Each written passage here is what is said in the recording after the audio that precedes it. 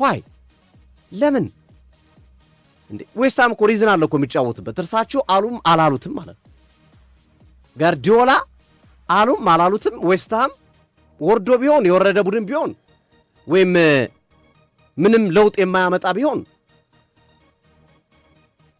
እንደው አግዙ ልትል ትችላለህ። ዌስትሃም ራሱ ሲል ነው የሚጫወቱ ለህልውን ነው ለጋርዲዮላ ብሎ አይደለም የሚጫወቱ ግን በዛ ልክ ኮመን አይረንስ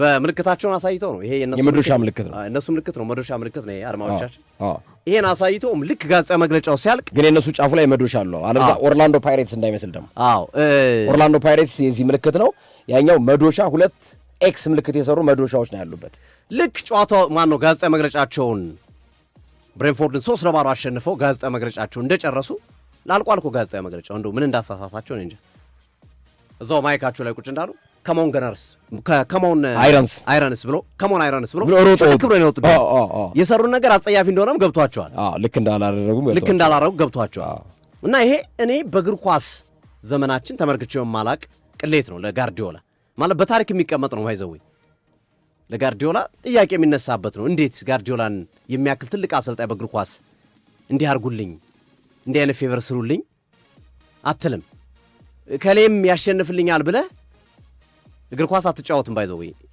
ሰሞኑን ስናነሳ ነበር አይደል ልክ ሲቲ ብሬንፎርድ እንዳሸነፈው 3-0 እንዳሸነፈው ቹቻ ሲያነሳ ነበር ግርምሾም ስታነሱ ነበር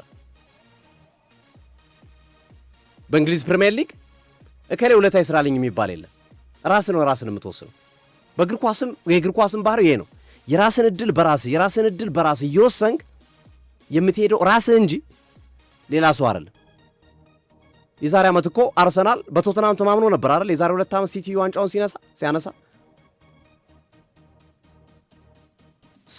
ሰኒዩንግሚን የሳታት ኳስ ይዛኔ እኮ አርሰናል ቶተናሞች እንደው ባገዙም ብሏል ግን ሚካኤል አርቴታ ወጥተው ከሞን ቶተናም ከሞን ስፐርስ አላሉም ከሞን ዌስትሃም አሉ ደግሞ እንዳጋጣሚ ነው የመጨረሻ ጨዋታቸው የዛና ዓመት ከዌስትሃም ጋር ነበረ ማንቸስተር ሲቲ አርሰናል ማምር ቅዱስ የነበረበት ቡድን የዌስትሃም ቡድን እንደውም ጋናዊ ናቸው ቅዱስና ቶማስ ፓርቲ ያው እንግዲህ ያግባባዋል ምናምን የሚሉ ሮመሮች ሲነገሩ ነበር አይደውልለታል የሚሉና መሰል ነገሮች ማለት ነው ግን ይሄ በውጥት ብሎ እንዲህ አይን ባወጣ መንገድ እንዲህ አይነት ነገር አታይም እና ይሄ ምን ያህል የዘንድሮ አርሰናል ለጋርዲዮላ ራስ ምታት እንደሆነባቸው ምን ያህል ፍራስትሬት እንዳደረጉ ነው የሚያሳይ ግርሜ ጋርዲዮላ ማንንም ለምን ነው ማንንም በእግር ኳስ ታሪኩ ማንንም ፌቨር ስራሊ ብሎ ያውቅ በራሱ የሚወስን አይነት አሰልጣኝ ስለሆነ ማለት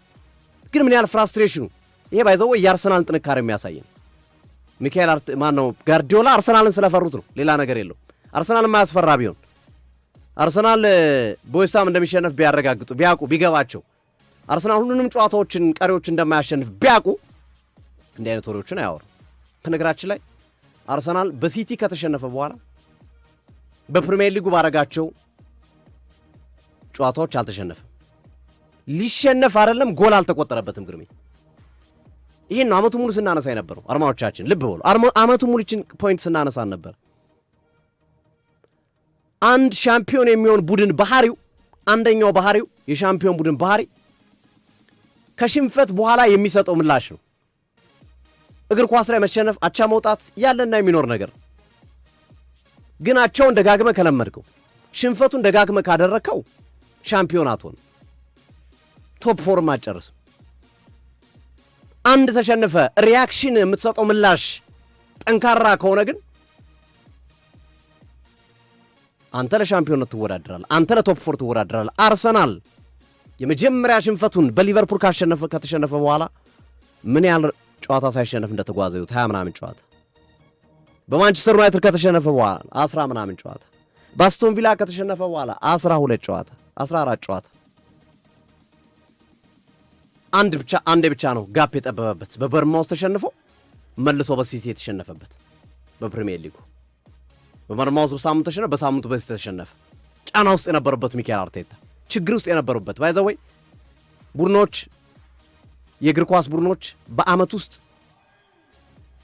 የሚያሳልፏቸው እንትሮች አሉ መጥፎ ጊዜያቶች አሉ ማጠርና መርዘሙ ነው ልዩነቱ ሊቨርፑል መጥፎ ጊዜ ስለረዘመ ነው።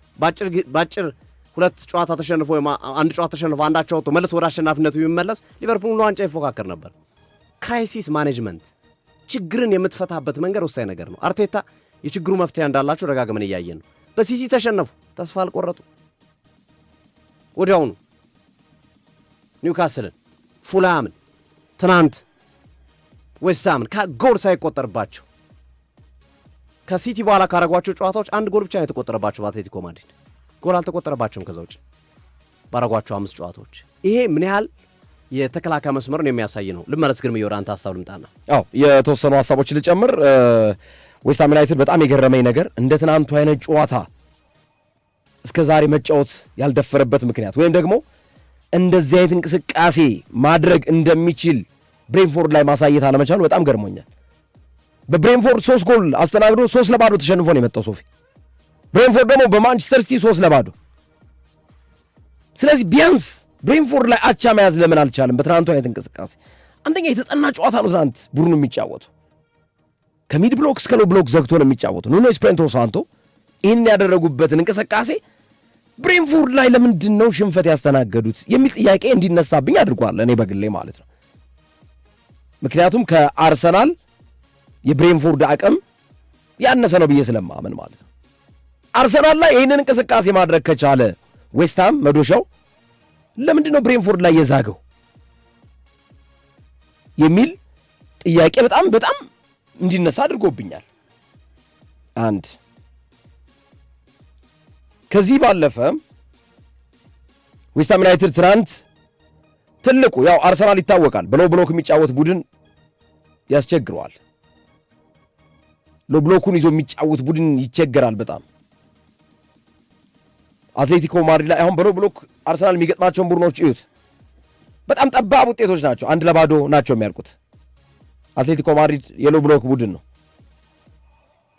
አርሰናል የሚጫወት ቡድን ይመቸዋል፣ አብሮ ለመጫወት በጣም ይችላል። ትናንትም ኑኖ ኤስፒሪቶ ሳንቶ በሎ ብሎክ ብቻ ሳይሆን እስከ ሚድ ብሎክ እያንዳንዱ ተጫዋች ከኳስ ጀርባ ሆኖ እንዲጫወት ያደረጉበት እንቅስቃሴ አርሰናል ጎል ለማግኘት እንዲቸገር አድርጎታል። በተለይ በመጀመሪያው አጋማሽ የአርሰናል እንቅስቃሴ ውጤት ይዞ መውጣት የሚችልበትን እድል አለመጠቀሙ በሁለተኛው አጋማሽ ጫና እንዲፈጠርበት አድርጓል። በተለይ ቤንጃሚን ዋይት ሲወጣ በቤንጃሚን ዋይት ቦታ ዙቢሜንዲ ተቀይሮ ሲገባ ኢቭን ቡካዮ ሳካ ደስተኛ አልነበሩም። ከኤብሪች ኤዜ ጋር እያወሩ ነበር። ያውም ገና ቅያሪ ሳይከናወን ምን እንደሚደረግ እየተመለከቱ ስለነበር ማለት ነው። ሳካ እያወራ ነበር፣ ልክ አይደለም እያለ ነው። የቤን ዋይት ቅያሪ ቤን ዋይት በጉዳት ነው፣ አስገዳጅ ቅያሪ ነው። ደግሞ ቤን ዋይት በተሻሻለበት ሰዓት፣ ጥሩ በሆነበት ሰዓት ነው ይሄ ጉዳት ትናንት ያስተናገደው ማለት ነው። አርቴታ ዙቢሜንዲን የቀየረበት ሂደት ፍጹም ስህተት ነው። የዙቢሜንዲ ተቀይሮ መግባት ብቻ አይደለም። ዙቢሜንዲ በጣም ጥሩ ተጫዋች ነው፣ ምንም ጥያቄ የለውም። ግን አንድን ተጫዋች ተደጋጋሚ ጊዜ እድል መስጠትና ማጫወት ደግሞ ዋጋ ያስከፍላል። ድካም አለ። የሰው ልጅ ነው፣ ማሽን አይደለም። ዙቢሜንዲን ቀይሮ ካስገባ በኋላ ሁለተኛው የዙቢሜንዲ መግባት፣ አንደኛው እንግዲህ ዙቢሜንዲ ራሱ መግባቱ ሚስተር ባክፓስ እየተባለ የሚጠራ ነው። ወደኋላ ኳስ ይመልሳል ብዙ ጊዜ ዙቢሜንዲ ትልቁ ችግሩ ማለት ነው። ወደፊት አይጫወትም፣ ወደኋላ ለተከላካዮች ቶሎ ብሎ፣ በዚህም ለስተት የተዳረገባቸው ጊዜያቶች እናስታውሳለን።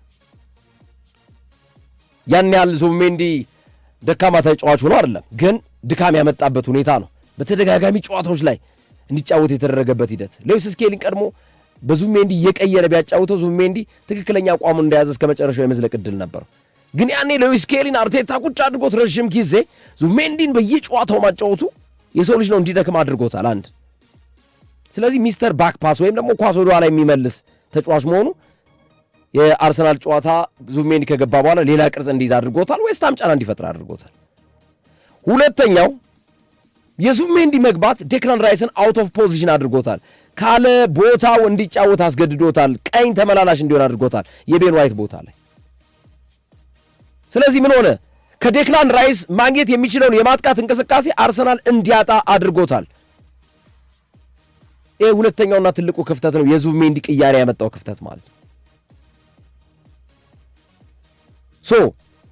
ሚኬል አርቴታ ትናንት ራሱኛ እየተከራከር ነበር። ገዝሽ እንደውም ዙቢሜንዲ ላይ ነው ስህተቱ። ዙቢሜንዲ የቀየረበት መንገድ ነው። ዙቢሜንዲ መልሶ ቀይሮ ያስወጣው እያለ ነበር። እኔ ደግሞ ሼም ያዘንኛል። እንዴ አርቴታ እንዳይን ባህሪ የለውም እስከዛሬ። አርቴታ እንዳይን ነገር አሳይቶና አያውቅም። ያውም እንደ ልጁ ከሚያያቸው ተጫዋቾች አንዱ ዙቢሜንዲ ነው ይባላል ተደጋጋሚ ድል ስለሰጠው። ዙቢሜንዲን አይነካውም በፍጹም እያልን ነበር። ዙቢሜንዲና ሃቨርትዝን ብዙ ጊዜ የአርቴታ ልጆች ናቸው እየተባለ ይታማል። እንዲሁ እንደ ጨዋታ ተደርጎ የሚወራባቸው ተጫዋቾች ናቸው። ግን ትናንት ሚኬል አርቴታ እኛንም በሚያስደንቅ ሁኔታ ባልጠበቅነው ሁኔታ የመጀመሪያ ዙቢሜንዲን ቀይሮ አስገብቶ ወዲያው አስወጣ የሚባል አይነት ሳይኮሎጂካል ኢምፓክት ተጽዕኖ እንዳይመጣ ሉዊስ ስኬሊን ወደ ቦታው ወስዶ ሙስኬራ ከዛ በኋላ ዴክላን ራይስ ቦታውን እንዲይዝ አድርጎ ቅያሬ ያደረገና ትንሽ ቆይቶ ሲያየው ሁኔታው አላማረውም። ዙቢሜንዲን ነቅሎ አወጣው። ሲወጣ ዙቢሜንዲን እያሸው እያቀፈ ሁሉ ነው የቀየረው ማለት ነው። በጣም አስደንቆኛል። እኔ ትናንት ሚኬል አርቴታ አያደርገውም ብዬ ያሰብኩትን ነገር አድርጎት በማየቴ የትናንቱ አርቴታ ይለያል። በቃ ስህተት እንደሰራ ገባው፣ ስህተቱን አረመ፣ በትክክል ውጤቱን ተግባራዊ ያደረገ። ኦዲጋርድ የሚገርም ብቃት ያለው ልጅ ነው። በቅርብ ዓመታት ደግሞ በቅርብ ሳምንታት ደግሞ ወደ ትክክለኛው ኦዲጋርድ ድሮም ወደምናውቀው ቡድን የመጣ ነው። ትናንት አነጋጋሪ የሆኑ ክስተቶችን እንመልከት አድማጮቻችን።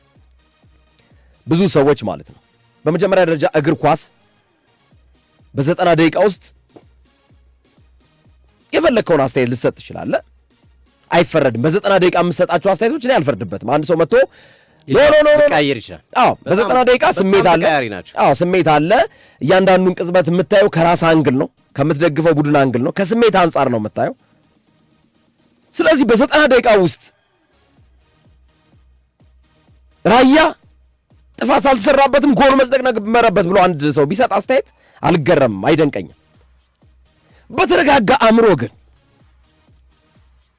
በሰከነ አእምሮ ጨዋታው ካለቀ በኋላ እያንዳንዱን ቅጽበት ኢቭን 90 ደቂቃ ሲደመር ቀሪ ጨዋታዎች ላይ አልቆ አንድ ሰው አይን ነው የሚያየው አይደል? አይን ህግ አለ፣ የእግር ኳስ ህግ አለ፣ የሚቃኝበት ህግ አለ። እንዴት በአይን ያየውን ነገር ትክዳለህ? ህጉ ምንድን ነው የሚለው? አንድ ግብ ጠባቂ በራሱ ክልል 5-50 ውስጧ በራሱ ክልል የውስጠኛዋ ሳጥን የጎሏ ሳጥን እዛ ውስጥ ምንም አይነት ሊነካ አይገባውም የሚል ቃል በቃል የሰፈረ ህግ አለ።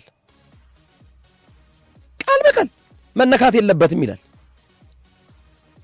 ፓብሎ በክርኑ የራያን እዚህ አንገቱ አካባቢ እና እስከ ትከሻው ድረስ አልደቆሰውም። በዚህኛው እጁ በራሱ እጁ በዚህ በዝቅ ባረገበት እጁ ያኛውን እጁን አልያዘም። ቶሶፊንን እሺ ቶዲሞ ከጀርባ ማሊያውን ጎትቶት የማሊያው ቅርስ እስኪታጠፍ ድረስ ወደታች አልሳበውም። ያ ኳስ መቆጣጠር የሚችለው ኳስ አልነበረም። ራያ ሚዛኑን አልሳተም። ይሄ ግልጽና ምንም የሚያከራክር ነው ብዬ አላምንም። ኦፍኮርስ በ90 ደቂቃ ውስጥ ሰው የሚፈልገውን ነገር ስለሆነ የሚናገር በዛ ሰዓት አንድ ሰው ኖ የራያ ላይ ጥፋት አልተሰራም ጎሉ መጽደቅ ነበረበት ቢል ብዙም አይደንቀኝም። ማለት በዛች ቅጽበታዊ በሆነ ሁኔታ ብዙ ነገር ላይ ይችላል ብዬ ስለማስብ ማለት ነው። በቫር ደግሞ ደጋግሞ ታይቶ ቶዲሞ ሲጎትተው